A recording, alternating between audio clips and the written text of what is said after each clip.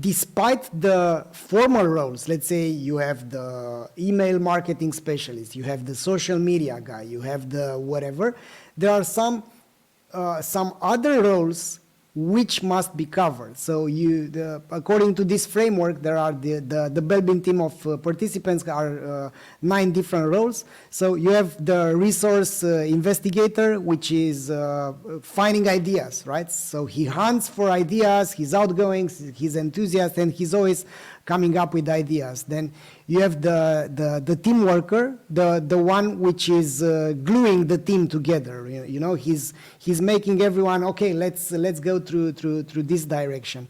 Then you have a coordinator in roles, and by the way, every person, a person can hold up to 3 to 4 roles out of these 9. But you need, in order to have a team which is working, you need all these 9 roles. Then you have the coordinator, which is the one focusing on the objectives and draws everyone and he actually delegates and allocates responsibilities. Then you have someone as a role that is the plant, so the one that is coming up with creativity and solving problems in unconventional ways. So the ones which are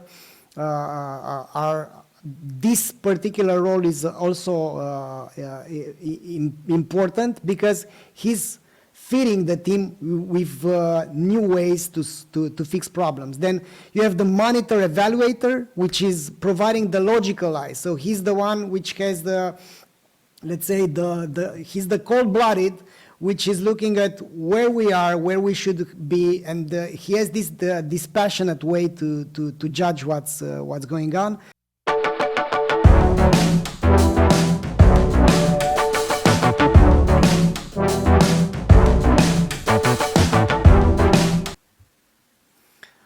Hello everyone and welcome to a new episode of e-commerce growth stories. I'm here with Dennis Yu, which is connecting from India. Namaste, Dennis. India. Near the Taj Mahal today.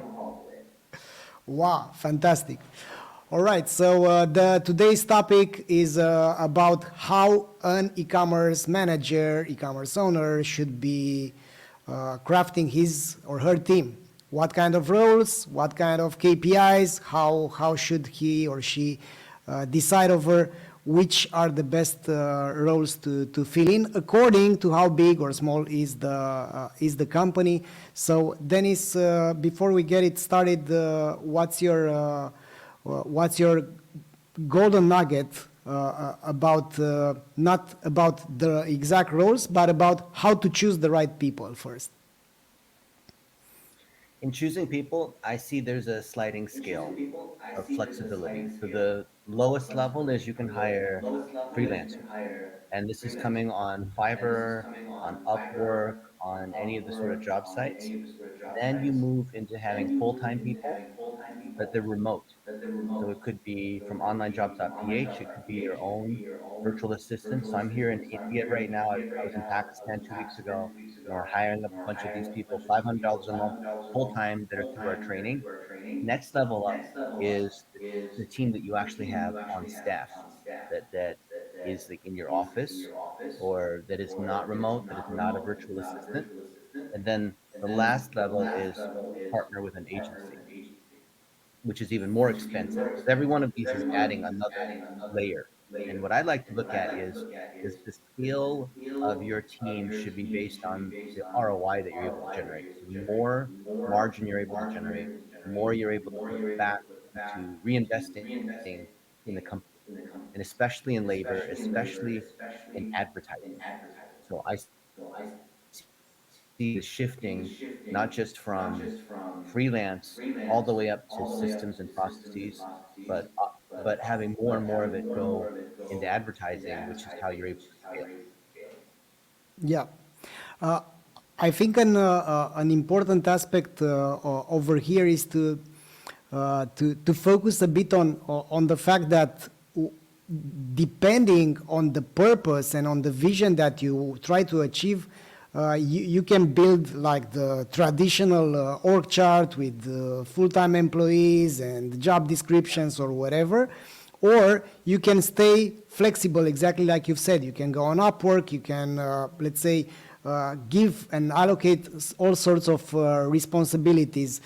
Now, if we look towards the main roles that you should be surrounding yourself with as an let's focus on for first, let's focus on an e-commerce company, which is Mhm. like a startup. Let's say you have a direct to consumer, you're a founder, and what are the first roles that you should be looking to fill in from your perspective, Dennis? I like to look at four different roles, especially for DTC e-commerce. Now, this is outside of operations or fulfillment or customer service. But the first one we like to look at is analytics. Analytics, if you don't have the proper analytics, you don't have the proper measurement, you don't have the proper data, it kind of doesn't matter outside of what you have there. And that usually is going to be the founder, because the founder is the most ROI focused, is the most accountable, as opposed to, someone in a role where they basically function of spending money. So analytics, like if you're I see roles as like up, the first stage up to $10,000 a month, in gross up to $100,000 a month, and then $1 million a month, and then above that. So if you are at only $10,000 a month, then you own that initial role of that analytics.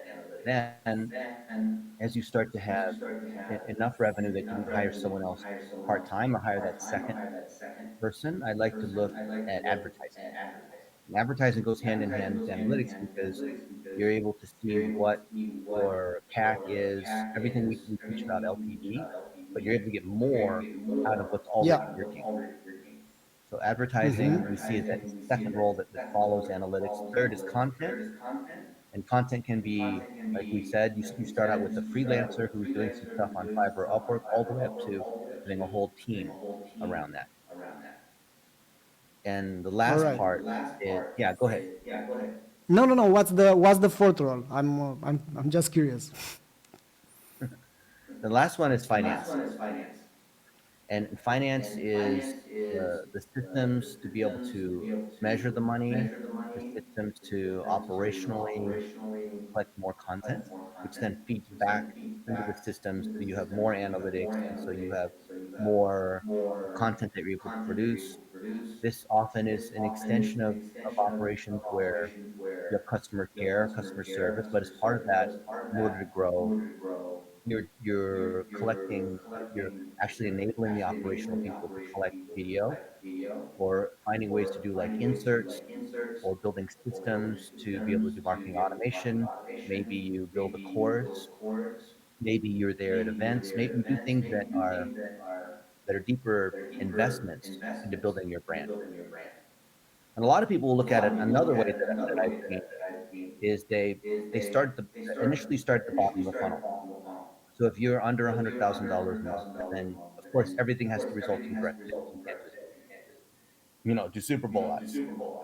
So that's where the Mm-hmm. analytics and the ads are that first layer. But once you move to the next layer, you can actually afford to invest in emails, afford in building customer relationships, doing webinars, anything like mid funnel. Is like text messaging or campaigns where you're able to collect more customer data, but maybe it's not immediately monetizing, but it's still leading towards some kind of sale. And then the top level is your, bottom of the funnel, middle of the funnel, is the last part is the top of the funnel, where you're able to invest in brand campaigns. And that's where you might do like a Harmon Brothers style video. You might invest in larger systems. You might have a team. You might have agencies. You might have PR. Maybe you're investing in Yeah. personal brand. Often there's a founder story, so you want to be able to tell that story in speaking or getting them verified on social media, writing articles about this. But that can only happen usually, say, $1 million a month, because you already have the core engine where you have conversions. You know how to extend that by increasing the lifetime value, by collecting more information from these users and being able to measure some basic journey. And then when you've done that, at the very top level, you have more people that are helping with your brand, with your systems, going across other channels, going into TikTok, or having Mm-hmm. events or partnerships or affiliate.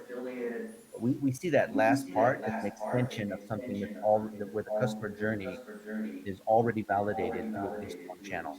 And the amazing thing is, in the last 20 years, I've seen so many e-com businesses go to $1 or $2 million a year in sales off of just one channel.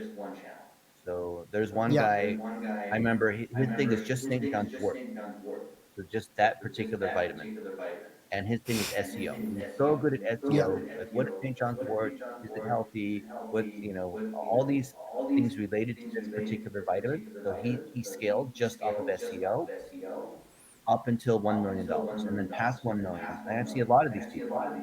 Our friend Seeds of Life, they're a client. They scaled primarily off of PPC, but they didn't have email marketing. They didn't have social media. They didn't have advertising or other kinds of advertising besides PPC.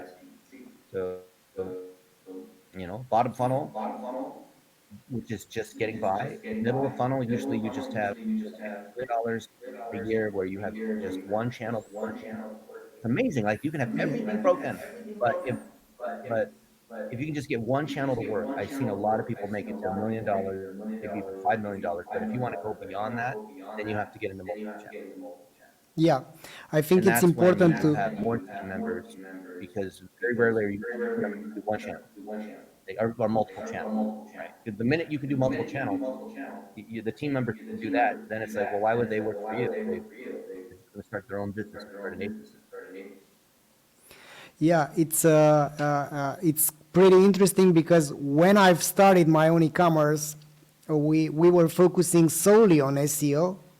Back in the days, 2006, we were, let's say, completely obsessed about rankings because the demand was starting to pick up on what we were selling. And once we got to master that, we expanded ourselves into PPC and social media, but those were nice to haves, and I think form follows function. So I think it's also important if you, because the org chart that you're building, so the people that you're getting are heavily, they must be close to your strategy. So basically, you first need the vision, and then you come up with the strategy, and then with the execution. So the roles that you will surround yourself with are let's say, coming after you have the strategy. And another important aspect that I would be touching in how you create your, if you want to create the most fantastic e-commerce company, let's say, you need to understand that there are these three pillars. You need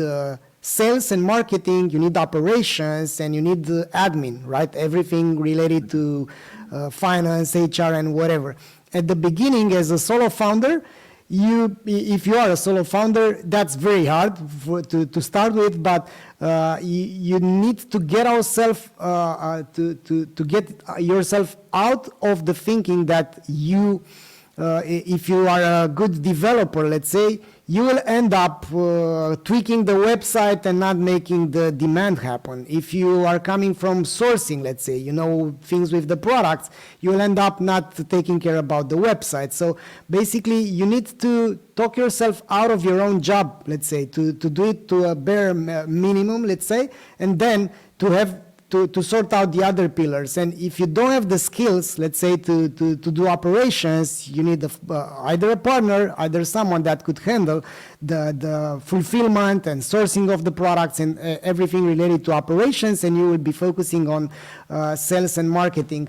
Now, we are, of course, Dennis, you and I, we are heavily biased towards sales and marketing, because the other things like admin work and whatever, even though we run our own companies, it's clear that if we're here, we are more attracted naturally towards sales and marketing, the sales and marketing pillars, but they all must work together. However, at the beginning, I think the most important is to capture the demand or to create demand. So sales and marketing, it's vital. So you don't have to mess around with, I don't know, processes and systems and too much admin work, because without demand you don't have money, and if you don't have money, you don't have a cash flow and the oxygen to actually survive as a company. Now, if let's go a bit further after that.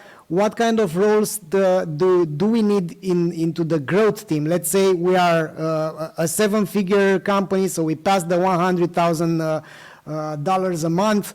What kind of roles do we need over there, and not particular like job descriptions, but which are the let's say the forces, the aspects that should be covered, except the ones that you covered, like you need analytics, you need because this is the basic of growth, right? Without the correct measurement, how you verify that if you do something, that's going to happen and is going to be a good thing. Yeah. So one of my clients, they grew from 6 million, or 6 years ago, they grew from 6 million to 60 million a year. And they're very high margin and related to gun stuff. And the product is low cost relatively. And their marketing team is 50 people full time. And I'll fly out and visit them. And what's the way they structure is what I see a lot of, especially e-commerce or performance related companies doing, which is building a lot of these T-shaped marketers. So you have people that in marketing that are traditionally like PPC, SEO, website building, operations, the kind of functions that you would typically see, which initially is filled by one person, but later can have a whole team, like a whole SEO team, or a whole PPC team, or a whole content team, or a whole video team.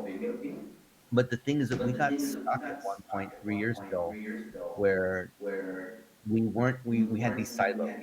And you'll find this too once you get above maybe like 10 million, where you you have people that are really good at this one thing, like they create content that ranks for Google on SEO because that's how they started, but they're not able to make the transition into social media. So maybe they hire these people, they hire an agency, right? Because they're big enough now, we can hire an agency to do social media. But then the social media agency is doing something different than the internal team, and there's a separate team that does video. Usually it's an internal videographer, but maybe it becomes an external one. So those don't coordinate. And I've seen this happen in so many companies above $10 million where you have a multi agency, multi consultant, or multiple internal roles, and these teams don't connect with each other. They argue. So the team that's in charge of the website will argue with the team that does SEO, or the team that does PR, or the team that do these other things. So to be able to break past that, if you were saying seven figures and above, you have to have these people that are called T-shaped marketers. So a T-shaped Yeah. marketer, right? T so the straight line and the T, the vertical line is their expertise. Their main expertise is PPC. Their main expertise is WordPress or SEO or whatever it is. But then the T cuts across. So if you have, let's say, three people in five different functions, you have 15 people. The leader of each of those teams has to be a T-shaped marketer, so they can coordinate across. They know enough about what the other functions do that they can coordinate across, and thus, like this especially happens once you go above 10 people, right? Yeah. Whether it's in sales and marketing or any organization, when you get above 10 people, you need to have like one person can't manage all of them, right? So that means you need a manager layer of people that coordinate, that manage their team. So if you're the leader, you're the owner, you have to have a mid-level management team of managers, and each of these managers might have three people, right? So if you have five managers and each have three people, then you have a team of 15 people, right? Or maybe it's three managers of five people each, or whatever the thing is. That the key, once you have a certain amount of organizational scale, enough people, you have to really, really depend upon that individual manager level, because when the team is just you and four or five people, you can manage everyone directly. And there's a guy, Ronald Coase, and he won a Nobel Prize, and it's called The Theory of the Firm. You can Google it. He actually went to the school I went to, the London School of Economics, which said, how many people do you need in a company for it to be able to scale successfully? Or as you grow from the initial team that's just you getting up to $10,000 a month, then you hire some freelancers, or maybe a couple solo people to $100,000 a month, and then you start to hire teams at $1 million a month. There's a I see the biggest issue is an organizational challenge of just learning to put management in place so that you hear people talk about working on your business instead of in your business. And the way you do that, if you're heavy on sales and marketing, is you have to put in place these T-shaped managers. So that way Yeah. you have three people that report to you that are T-shaped managers, and then they have people that are in charge of each of their functions. And Yeah. what I saw with this other client, which I'm not allowed to say exactly what their data is, but initially they were organized by the the the traditional function. I said like PPC, SEO, content, but then I said, wait, you guys have a broad enough product mix. There's so much overlap between what you're doing, but you're sending out the same message. You're not organizing around the customer. So then, at my recommendation, I had them reorganize their marketing force, 50 people, to organize by the particular type of consumer. So that's shifting from people that just use one tool or just in one, because if you do SEO, then there's certain functions and tools that you're used to. If you do PPC, you do social media, there's tools that you're used to, but then you don't understand. You're so used to using this one tool, or you just work on the website, all the website related things. You don't really understand all the different customer journeys.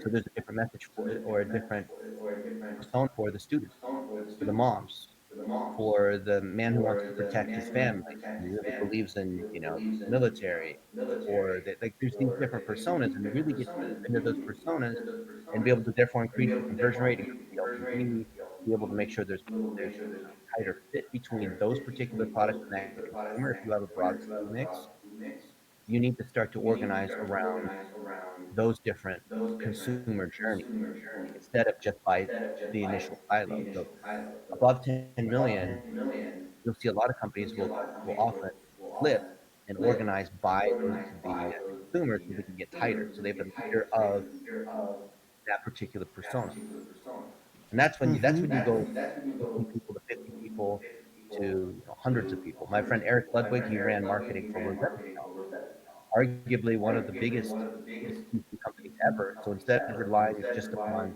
channel or retailers for distribution, they were actually selling direct to the consumer. And we had a huge team, and we were organizing those teams around segments. We had a government segment, we had a direct to consumer segment that was organized by the different languages, that kind of thing. But that's what happens when you go above 100 people.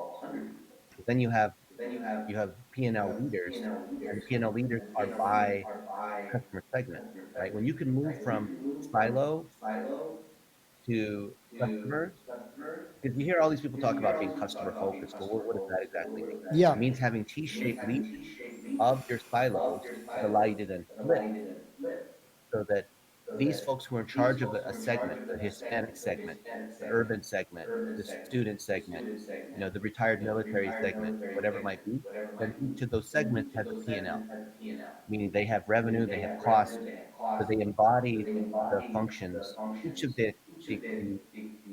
consumer tiers, the customer tiers, then has to have people who carry each of the particular functions. So T-shaped marketers are the only way to make that transition from people that just do one thing really well to either A, having larger teams, or being able to pivot into being customer focused.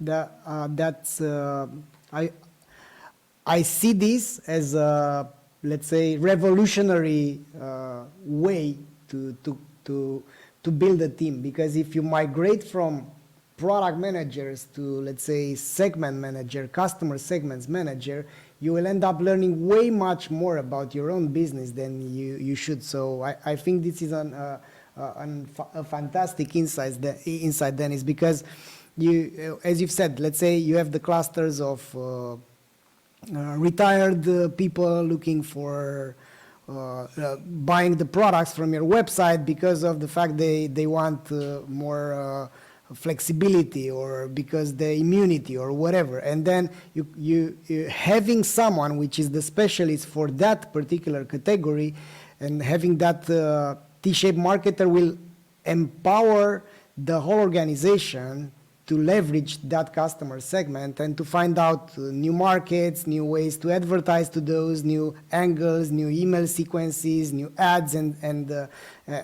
so on. However, I think we're talking with you this through this episode. It's clear that we're not in the infancy stage in e-commerce, but I think we've just passed the elementary school, and those are things that should become the norm in the next few years for companies that are really willing to thrive. And you can't consider yourself a customer-centric company if all you are doing is tweak products and ship products from A to B. Now, I wanted to share something with our audience about the Belbin team of participants. It's a methodology that I do appreciate. I stumbled upon it, and it made so much sense because in each team, despite the formal roles, let's say you have the email marketing specialist, you have the social media guy, you have the whatever, there are some other roles which must be covered. So according to this framework, there are the Belbin team of participants are 9 different roles. So you have the resource investigator, which is finding ideas, right? So he hunts for ideas, he's outgoing, he's enthusiastic, and he's always coming up with ideas. Then you have the team worker, the one which is gluing the team together. You know, he's making everyone, okay, let's go through this direction. Then you have a coordinator in roles, and by the way, every person, a person can hold up to 3 to 4 roles out of these 9. But you need, in order to have a team which is working, you need all these 9 roles. Then you have the coordinator, which is the one focusing on the objectives and draws everyone and he actually delegates and allocates responsibilities. Then you have someone as a role that is the plant, so the one that is coming up with creativity and solving problems in unconventional ways. So the ones which are this particular role is also important because he's feeding the team with new ways to fix problems. Then you have the monitor evaluator, which is providing the logical eye. So he's the one which has let's say he's the cold-blooded, which is looking at where we are, where we should be, and he has this dispassionate way to judge what's going on. Then we have a specialist, which is coming up with the in-depth knowledge to the key area that the team is handling. Then you have the shaper, the one which is providing the drive, right? So the one which keeps the team moving, and he's building momentum, right? He's making sure that the team is not losing focus or momentum. And the last 2 roles are the implementer, so the one which is carrying out the strategy, right? So he's making sure that to turn ideas into actions. And last but not the least is the completer finisher. So he's looking. He's coming up at the end, and he's making sure to polish the tasks so that the quality is there and the job is done. Myself, for instance, I'm not that person. You know, I'm not covering the completer, finisher. I'm not the monitor evaluator. I'm not the coordinator. You know, so I can't hold these 9 roles, and you have to understand that nobody can hold all of them to be perfectly fit for all of them. And according to this let's say point of view, to Belbin's team of participants, you have to cover all of them in order to be productive. And one way to do it is to validate, to look on your own team, on your own company as well, because this is applying to any business unit, but to the whole company as well. Look, who's the team worker, who's the coordinator, and if you are missing out a participant, you need to cover that. So despite the roles in themselves, because otherwise the creative ones are they feel better with the other creative ones. But if you want to destroy a team, make sure that they have only creative people and nobody's actually finishing the job, focusing on the tasks, and so on. So one way to judge if you have the right team is with this pair of lenses with Belbin's methodology.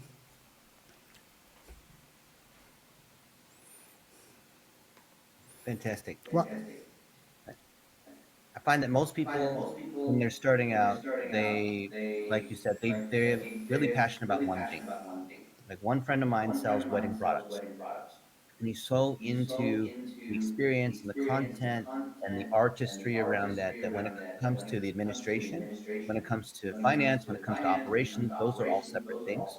So he grew his business to that initial $1 million stage by hiring several other people that were just like him. But it wasn't until he could hire an integrator and then hire an yeah. engineer that those other things that were outside of his area, he was able to delegate out. So it's absolutely the case. And I had dinner a few nights ago with the CTO of Rocket. You know, Rocket's the German company that basically copies everyone else's business Yeah. model, right? It's huge, multi-billion dollars. And I thought, wow, this is crazy. Here's the guy who has to do the engineering across every one of those companies that they own. And the guy's an amazing integrator. He's an amazing engineer, right? But he's not going to be. I was not to say he's not intelligent, but he's not like a creative person, right? That's you can't be an artist and also be a really good accountant. I mean, that's the kind of person that's going to go Accountant, to yeah. jail. Yeah, or someone who's a really good engineer but has like the certain product taste and the creative and the soft skills. I know I'm stereotyping, but it absolutely is the case. It's like left brain, right brain.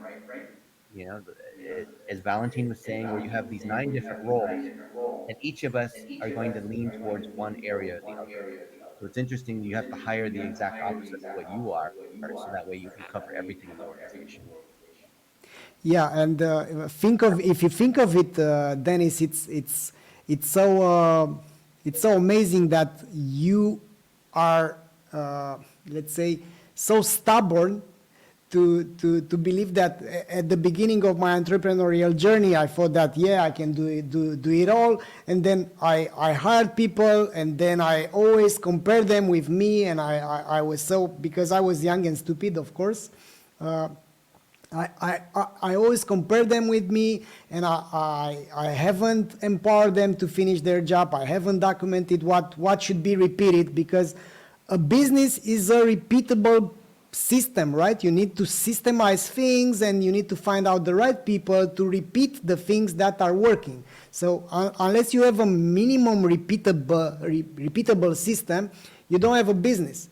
So and another aspect here is that you have to know your strengths as an entrepreneur, as an e-commerce manager, whatever you are. You have to know your strengths, because if you don't know your strengths, you will end up being unhappy, unproductive, and living a miserable life going towards your vision. And I think also about this vision thing, we are all being fooled into these mechanisms of, 20 years plan, 10 years vision, whatever.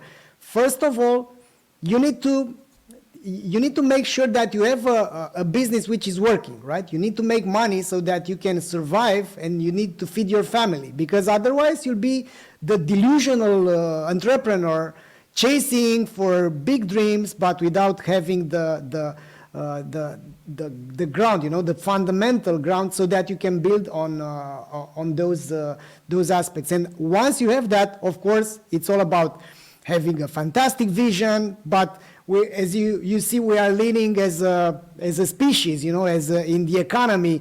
Vision is everything, and no, it's execution. Without execution, screw vision. But I think, of course, you need both of them, and in order to build the org chart that you need, you have to look at where you are at this moment.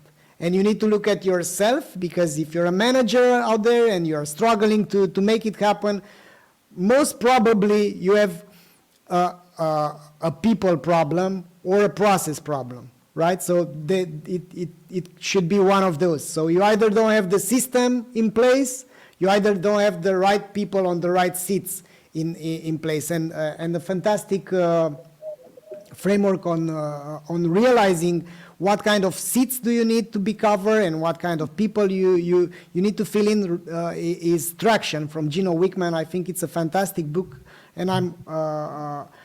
I can't recommend it enough to companies willing to have a systematic approach to growth. However, how you find the right people now, Dennis? Let's say we decided those are the seats, right? Let's say we are a 7-8 figure e-commerce company. We figured out the participants role. We have, we know in theory what's the model. Let's say we envisioned the model. We trained ourselves. We know the in theory how we attract the right talent and how we are making sure that we've hired the right people on the right seat. That is the $1 million question. I have sat down with so many entrepreneurs where the biggest pain they deal with is how do I find the right people? Because if you're hiring someone to do SEO, for example, and you don't know how to do SEO, how are you going to really tell if they're any good? Maybe they are good, but you have a bad process. So, or you have bad measurement, so you can't integrate. So we call this people, process, and platform. So even if you have great people individually, if there's not a process to tie together the workflows and teams, then it doesn't matter. And then platform is automation. Maybe they're tools or systems to be able to put the people and the process together. So one thing that we like to look at as people are scaling their teams is never hire a person because that can hold you hostage. Then you're dependent upon one person's skill. It's stuck in tribal knowledge. Only hire people when you have a process or training behind it, so that job rolls. So we like to hire people into roles because a role is an ongoing function. A role has accountability. A role is well defined. A role is something where you already know how to hold them accountable because it's an existing model. So if you're hiring people for a role, which is not just a job description, behind that has to be training, some kind of qualification, some way that you can determine whether they're actually competent in that particular area. So the chicken and the egg is that you have entrepreneurs that are scaling quickly and they need to they just hire an agency because they don't really know, right? Oh, I don't really know how to build websites. I'm going to hire an agency. I really need to, do this one part of build a particular system. I'm just going to hire an agency or a contractor. The thing is, when you hire, even if you hire an agency or contractor that's really skilled, you're hiring someone for a project, right? A project has a start and end, which Yeah. is good. It's okay to hire, like you could hire us to come in and set up your analytics, and we'll have a defined project, which here's a set of deliverables and here's a certain end date. But most entrepreneurs, and most agencies don't know any better, so it just becomes a retainer. So you're paying money to people on the outside, which are going to cost more, always cost more to hire externally.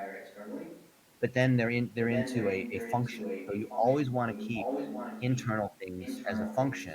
You hire externally or have a consultant, have that be a project. We like to say that projects cost you money because they're delayed, because it's doing something that, it's building something that wasn't there before, so it's cost.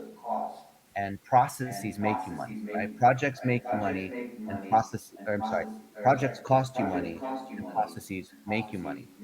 So always Yeah. and you could have projects initially just to get stuff going, right? A lot of companies hire us to get their advertising going or get their video production going. But I would strongly, strongly believe, even if you're under $1 million, you need to pull everything in house. Right? You can get some help initially, but you need to pull everything in house, which then means when you're hiring employees, they could be virtual assistants, they could be full-time staff that you have. They need to fit into existing job roles that have training behind them. Where if when you bring in, let's say you have two people that do PPC. Someone does like Google ads and another one does social media ads, for example. Then they can replace each other because if any one is gone, your business isn't dependent upon that one person. So if you have Yeah. one person who's in charge of operations, and you lose that person, which is usually what happens when you're under $1 million a year, that could kill your business because you're so dependent upon this one person. I would look at every single role you have in the company, every single person you have in the company, and if any one of them, if you were to remove that and it would crush your business, then you don't have enough process and you don't have enough organizational strength so that it can continue. We look at everyone in our company and everyone else's companies. We look at them and we say, okay, I know you have some star performers or you have some people who are really good. And while they like to do their one thing, maybe they're a lone ranger, make sure that you build processes so that you have at least two people in any particular who can do any particular role. So if one person goes on vacation, or you have a scale issue where there's more work than that one person can handle, you always have someone else who can do that. And I think that's the biggest challenge I see for entrepreneurs that are above seven figures, where it's not completely dependent upon them and they're trying to scale.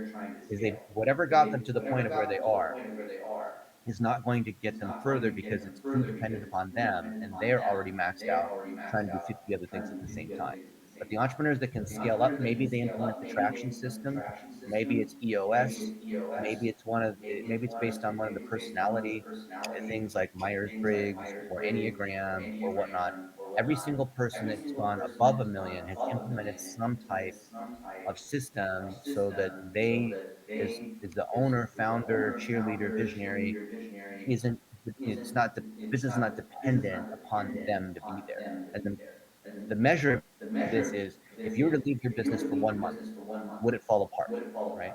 Let's say your parents were sick or you need to go on this vacation in remote, Antarctica for a month. Could your business Yeah. continue to survive?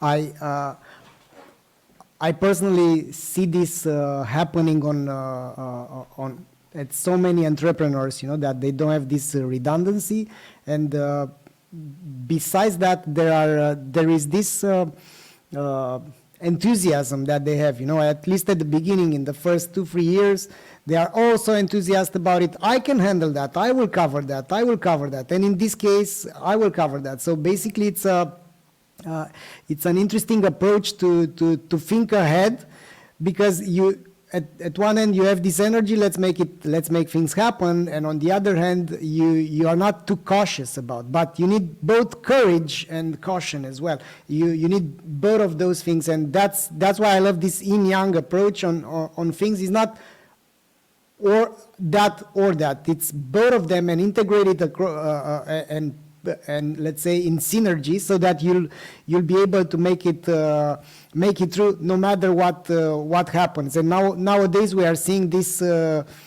recession coming. We are seeing a lot of people being laid off. We are seeing the demand dropping. We are seeing these new consumption trends. And in e-commerce, what I think it's crucially important right now to have, it's to come out with an immediate strategy, but also with a midterm strategy, because otherwise you will end up restructuring, cutting up the costs, and let's say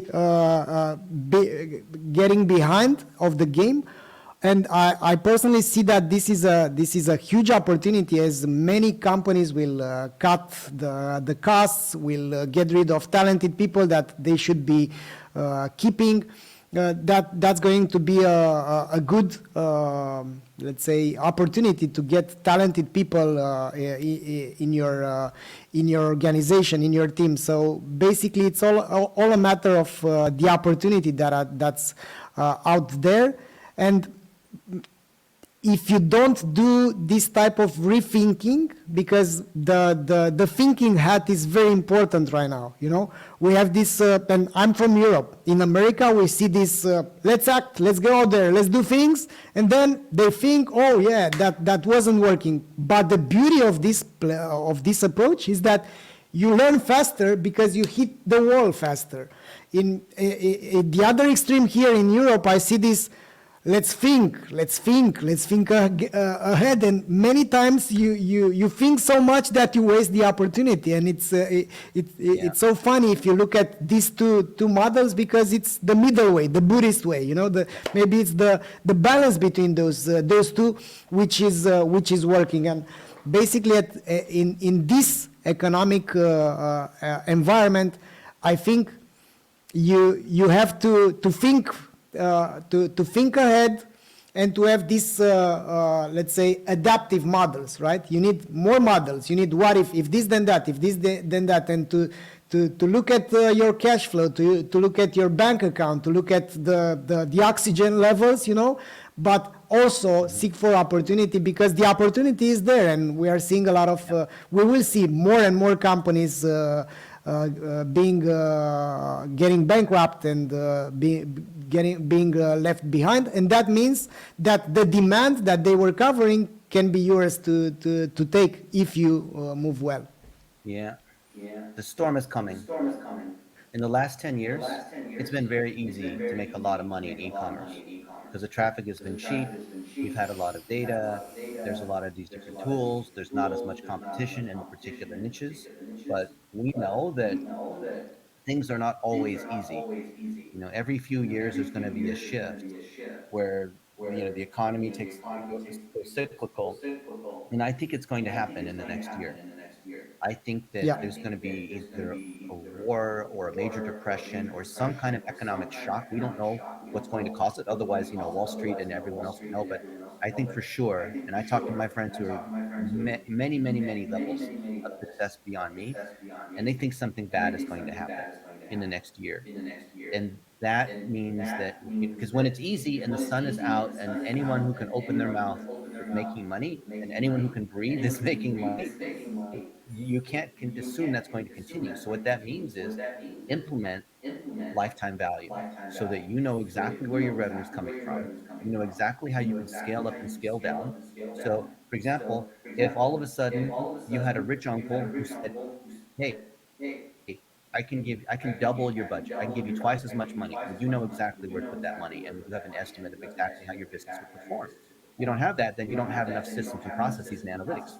What we were talking about before, where you're the solo entrepreneur, initially selling your stuff, then you started to hire up a team that you're able to manage directly up until you have a few managers with other people. Once you get above 15 or so people, when you can't watch every single person to keep them accountable, or every single consultant or everyone there, you end up having the cynicism of that person isn't working hard enough. Or I don't know if that person is really competent. You start to doubt. I wonder if that person's really creating value, or if they're just charging me a lot of money. Maybe they're lazy. Maybe, they say they're working hard, but how do I really know? And I can't watch everybody. The Eye of Zoran is only watching one thing at a time. The Lord of the Rings, the Eye of Zoran is like watching, right? And when people know the Eye of Yeah. Zoran's on them, they have to behave, right? But when the eye's not watching, when the cat's not watching, the mice will play. So to get past that, you have to build these P&L managers. So if you're the owner and the buck stops with you, and you're looking at revenue and cost to look at what the overall profit or the margin is that you're generating, in ecom, that's very easy to tell because you have the data to determine that. Do you have other people who have P&L accountability? And remember, we were talking about before about moving from a cost basis, silo basis, where you have people who are functionally driven, so SEO and PPC and content and operations, customer care, whatever. Those are just cost, cost, cost, cost, cost, right? But if you want to shift to a customer centric model or a product model where you have, like, this is our product for people who are fitness moms and they're very busy. This is our product for students. This is our product for people that are athletes. These are a product for people, where you really focus on those Yeah. customers. Then that forces, if you've implemented a customer centric company and you have these different customer segments, then the leader of those segments has to have P&L accountability. That means everything has to be organized around the revenue and the cost to support that one particular customer group, there's shared costs for IT. There's some shared costs for like finance or whatever, but you can still look at the direct profitability. And I think that before the storm happens, all of us, whether we're less than seven figures or above seven figures, needs to create intrapreneur. Have you heard this, Valentin? Come on, favorite Yeah. thing. Yeah. when you create these Yeah. intrapreneurs, then these are people inside your company, but they're basically like it's like moving from like you owning a store to you owning a mall, right? I would much rather own the mall because then I'm more like a landlord and I'm supervising across multiple stores that are in my mall instead of me being the store owner and me being the store clerk. You're talking to each customer that comes into my particular store or manufacturing the product. It, I like to view us as when you move up that you own the mall, even though it's one company, but you own the mall and you have people that are in charge of each of these particular areas. But then each of these particular areas, you need to make sure that you have competency because then that person who owns that store in the mall has to know about all the different siloed functions that the cost centers in order to be able to look at the revenue and look at it like basically manage that as like getting people who can manage your store or manage that customer segment is so hard because it means you have to step away from the P&L. That means you have to be willing to delegate to people that you trust who are actually competent enough to not just have that business within your business be able to be able to think strategically, right? So that the strategic Yeah. burden isn't completely on you. But I think that when the economy takes a shit, which a lot of us I think it's going to happen in the next year, you better get those managers and leaders in place. And I don't mean a manager isn't like a project manager or a manager isn't someone who's like the boss trying to discipline people and watch. I mean a manager as someone who is looking out for the company as like an owner who can look at the Yeah. P&L. Unless you it's like Warren Buffett's model, right? I mean, you don't have to have multi-billion dollar companies. You can do this. Like basically once you get to about $1 million a year, you can start to implement this kind of model. You have a couple people or maybe even three people and each of them has their P&L. And so you're basically supervising among these business leaders, but you're not having to be as involved in every single refund and every single customer, or the design on the box or what's in the insert or what's in the email copy or like, you don't have to do that because those business leaders know and they're in tune with that customer so much, that customer segment so much that you can't try to be the expert in every single customer segment. They're able to handle it for you unless you're able to own the business more like a shareholder, like the major shareholder, than being like a worker in the factory. Yeah. I think we can spend way more time on this on these topics, Dennis, but we need to wrap it up. Um, I will just add this one more thing. It was like, I don't know if you know this old series Colombo. It was that private investigator, and he always catched the bad guys when he was about to leave. He said one more thing. So I'll add one more thing, which is about carving out time to think without doing, working on the business, not in the business. Because during these next chapters of our economic life, we will see some things changing, and I think modeling and planning ahead and doing if this, then that, if this, then that scenarios, and then having the decisiveness to go into those scenarios is the way to do it right now in e-commerce.